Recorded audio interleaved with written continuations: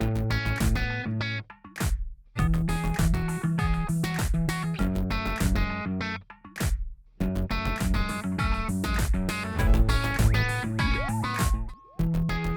à tous et bienvenue dans cette nouvelle Vendée en direct. Alors vous le voyez aujourd'hui, le décor il est un petit peu sonore, on va élever la voix surtout qu'on est masqué.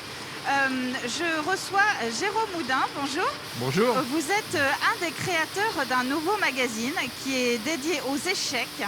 Un magazine qui est distribué dans pas mal de pays francophones, on va en parler, et qui est donc conçu, qui a été imaginé, conçu et qui est imprimé ici en Vendée. Parlez-nous un petit peu de ce magazine, il s'appelle donc Route 64. Alors, il s'appelle Route 64 parce que c'est un clin d'œil à la Route 66 qu'on connaît et qui traverse les États-Unis et les 64 cases de l'échiquier. Donc voilà, c'est un peu le résumé de la politique éditoriale, à savoir on voyage au pays des échecs, on rencontre des personnages présents, passés, on rencontre des passionnés, et c'est un peu ça la ligne éditoriale.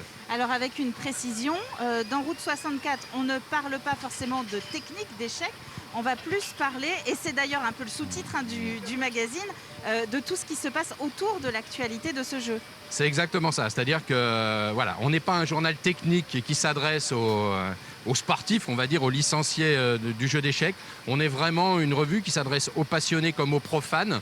Et c'est marrant parce que quand on voit un peu l'engouement actuel depuis l'automne 2020 avec la série Le jeu de la dame, nous on avait prévu ça bien avant et on est exactement là-dedans. Presque croire, vous tombiez à point nommé, mais non, hein, vous, votre projet il remonte à avant le confinement, oui. Avant cette série qui a eu beaucoup de succès sur Netflix. Et c'est pourquoi? C'est parce que vous étiez des joueurs frustrés de ne pas avoir la littérature qui allait avec la discipline que vous aimiez? Alors c'est exactement ça, je crois que toute création d'entreprise c'est à la fois un manque et des rencontres. Le manque, alors c'était le mien parce que je suis à l'origine de ça, effectivement. Voilà, moi j'ai 58 ans aujourd'hui et dans les années 80, 90, 2000, il y avait beaucoup de bouquins, il y avait beaucoup de publications et tout ça, ça s'est un peu éteint. Et comme vous le dites, j'étais un peu frustré de ce type de littérature échiquienne. Et puis vous rencontrez des gens qui partagent ce même manque, qui ont des envies. Et puis voilà, et en début 2019, avec l'organisation du trophée Napoléon des échecs que j'ai eu la chance d'organiser pour le compte de la municipalité de La Roche-sur-Yon, eh bien, vous discutez avec des champions, vous discutez avec des gens dont vous ne savez pas qu'ils aiment les échecs alors que vous les côtoyez au quotidien. Et ça a donné la rencontre avec Fabrice Audsan et Gérald de Gontier. Et ça a donné Route 64 en août 2020. Comment ça a été justement la présentation de votre projet? Est-ce qu'il a fallu convaincre pour essayer de trouver les financements, notamment parce que lancer un magazine en 2020-2021, c'est pas forcément simple, surtout sur un support papier.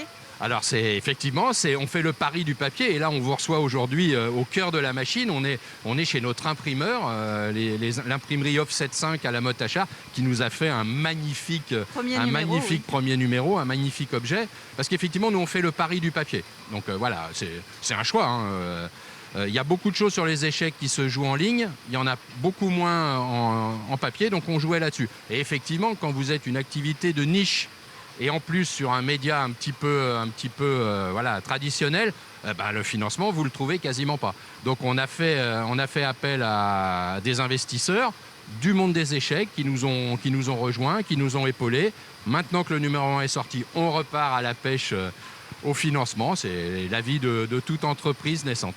Alors vous avez lâché un mot sur lequel j'aimerais rebondir. Vous parlez de magazines de niche, mais ce qu'on disait en préparant l'émission, c'est que, mine de rien, il y a quand même pas mal de Français qui ont au moins une fois dans leur vie touché un échiquier, touché un jeu d'échecs. Ouais. Alors effectivement, la niche est plus importante que ce qu'on croit. En fait, les échecs sont une activité qui est là depuis très très longtemps. Alors, les historiens nous disent que ça a été inventé sur la route de la soie au 5e siècle. On joue avec les règles actuelles depuis la Renaissance, donc c'est pas une nouveauté. Et effectivement, c'est un sport, une activité très présente mais très discrète. Aujourd'hui, la Fédération française, c'est entre 55 et 60 000 abonnés, licenciés, selon les années. 6 millions de personnes déclarent connaître les règles du jeu d'échecs ou avoir joué aux échecs en France à un moment. Donc effectivement, ce n'est pas une petite niche et qu'on voit réapparaître à l'occasion de l'engouement lié à la fois au confinement qui ont fait que les gens se sont mis sur les plateformes et effectivement cette formidable série sur Netflix. Mais nous, ça nous a guère étonnés. Ce qu'on a trouvé très agréable, c'est de voir effectivement les joueurs d'échecs se montrer un peu plus. Et alors ce premier numéro, il est parti où? Où sont vos abonnés? Alors ils sont un peu partout en francophonie, alors ils sont essentiellement dans l'Hexagone, mais on a aussi un assez important contingent de Belges. On a quelques Suisses, alors celui-là il va augmenter puisqu'on a un long article sur les échecs en Suisse dans le numéro 2 qui va sortir au mois de mai. Et notre abonné le plus éloigné est un New-Yorkais, un Français expatrié à New York, qui est notre abonné le plus lointain. Donc tout ça qui part d'une initiative, on le rappelle parce qu'on est quand même sur TV Vendée, de la Vendée, avec 3 Vendéens, Ouais. une imprimerie vendéenne. Alors on disait pour l'infographie, c'est chez les voisins, parce Ouais. que bon, Elle est on est l'esprit ouvert. Elle est de l'autre côté de la frontière, Émilie. Parlons aussi pour terminer de l'événementiel un petit peu autour de Route 64, parce que Route 64 ne sera pas uniquement un magazine papier, c'est aussi tout un univers qui gravite autour de l'organisation échiquienne, c'est ça? Voilà, c'est ça. En fait, le métier de Route 64, c'est le jeu d'échecs. Et autour du jeu d'échecs, il y a un pôle d'édition, donc la revue et des livres qu'on espère sortir fin 2021 ou en 2022. Comme vous l'évoquez, un pôle événementiel. Il faut savoir, par exemple, on est en train de travailler avec la municipalité de La Roche-sur-Yon pour l'organisation d'un trophée Napoléon II qui pourrait se dérouler, qui se déroulera, on l'espère fortement, à l'automne. On a aussi d'autres projets, un second projet en Vendée qui a été décalé à cause de la crise sanitaire et ailleurs. Et on est aussi un pôle d'intervention en entreprise. C'est-à-dire que le jeu d'échecs a plein de choses à apporter à l'entreprise, à la fois en termes de stratégie, de tactique, de pas de côté. Et donc, comme je suis consultant, que Gérald, notre associé, est consultant lui-même, ben voilà, on développe aussi ces choses-là, un petit peu ralenti en ce moment avec la situation, mais ça va prendre son plein essor bientôt. Et le prochain numéro, alors le numéro 2 de Route 64, c'est pour quand? Alors le prochain numéro, il est pour le mois de mai, puisqu'en 2021, nous sortons 3 fois par an, janvier, mai et septembre. Et si tout se passe bien, eh bien on sera trimestriel en 2022. Il reste quelques instants dans l'émission. Comment faire justement si on est intéressé pour en savoir un petit peu plus? Alors la porte d'entrée pour découvrir le magazine et s'abonner, c'est notre site internet www.route64-le-mag-tout-attaché.fr.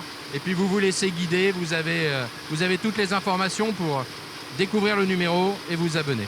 Pour notamment s'abonner. Très bien. Merci beaucoup, Jérôme Merci à Audin. vous. Merci à vous de nous avoir suivis. Donc, vous avez fait la découverte aujourd'hui de ce nouveau magazine qui est dédié au monde francophone des échecs. On y parle actualité, beaucoup moins de tactique, promis, pour vous initier, pourquoi pas, ou pour aller encore plus loin dans votre amour des échecs. C'est la fin de cette Vendée en direct un petit peu bruyante, je vous l'accorde. On se retrouve dès demain pour un nouveau numéro plus calme. C'est promis. Bonne journée à tous.